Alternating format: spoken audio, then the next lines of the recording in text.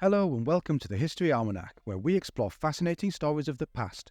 Today we're going to talk about one of the most infamous events in American history, the attack on Pearl Harbor.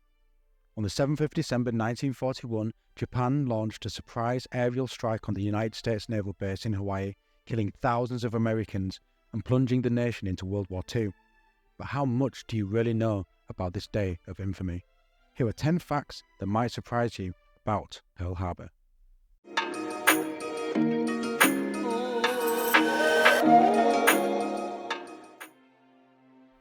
The attack on Pearl Harbor lasted for only 1 hour and 15 minutes.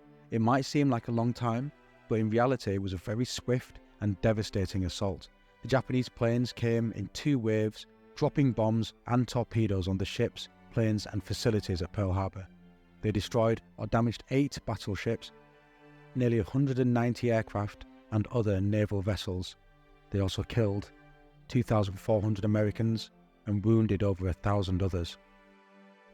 The attack on Pearl Harbor was the catalyst for the United States entering World War II.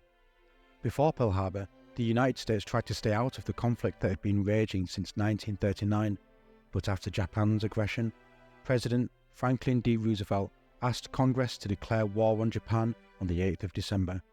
3 days later, Japan's allies Germany and Italy declared war in the United States, making it truly a world war. Japan's submarines were supposed to play a major role in the attack. The Japanese had planned to use their submarines for scouting, penetrating and attacking Pearl Harbor before, during and after the aerial strike.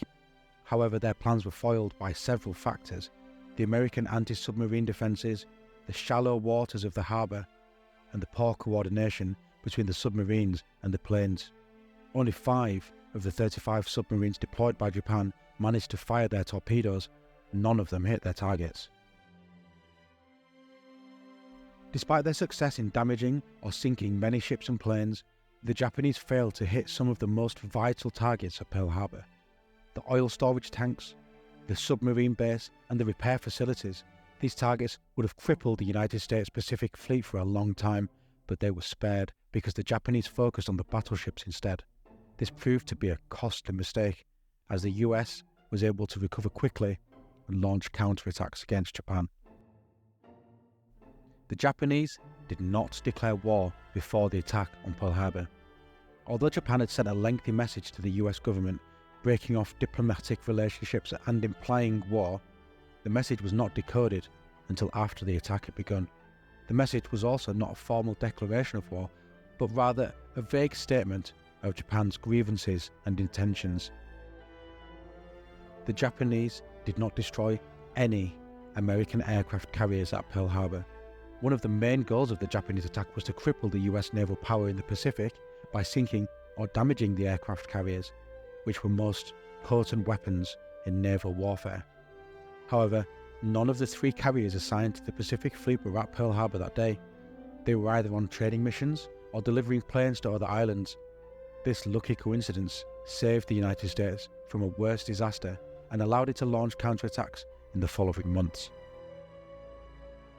The Japanese planned to launch a 3rd wave of planes at Pearl Harbor, but decided against it. After the first 2 waves of planes had inflicted heavy damage, the Japanese commander had the option to launch a 3rd wave of planes to finish off the remaining targets.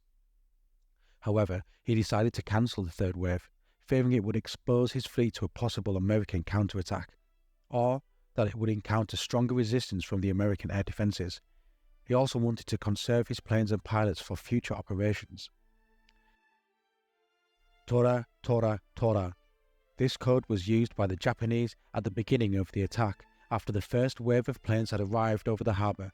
The code words were sent by the Japanese pilot Mitsuo Fuchida after seeing that there were no American planes in the air or ships ready for battle. The code words were a sign that the attack was going as planned and that the plans should continue. Although it's recognised as a surprise attack on the naval base, the Americans actually fired the first shot before the Pearl Harbor attack. That's right, before the Japanese planes arrived, an American destroyer named the USS Ward spotted and sank a Japanese midget submarine near the entrance to the harbour. The Ward reported its action to the Naval Command, but it was ignored or dismissed as a false alarm.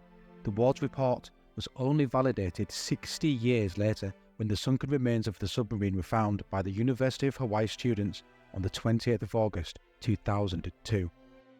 The attack on Pearl Harbor inspired a wave of patriotism and unity in America.